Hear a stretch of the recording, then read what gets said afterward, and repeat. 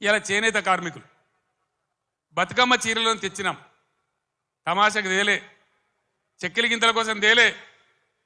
నేను అన్నాడు ఉద్యమంలో నేను ప్రొఫెసర్ జయశంకర్ సిరిసిల్ల నుంచి పోతుంటే మధ్యరాత్రి పూట గోదల మీద కార్ లైట్లు కనబడతా ఉన్నాయి. ఆత్మహత్యలు చేసుకోవద్దు, సాగు సమస్యలకు పరిష్కారం కాదు అని.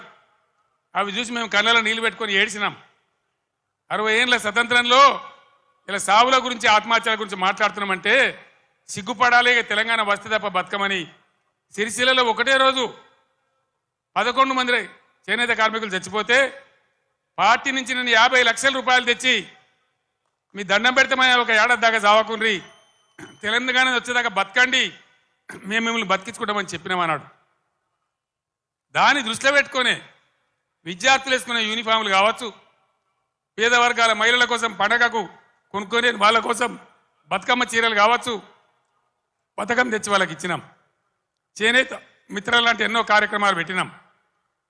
మీరు చూస్తూ ఉన్నారు, గత 7-8 సంవత్సరాల నుంచి చేనేత కార్మికుల ఆత్మహత్యలు ఆగిపోయినాయి. పవర్ లూమ్స్ వాళ్ళని ఎంకరేజ్ చేసినాం, వాళ్ళని కాపాడే ప్రయత్నం చేసినాం.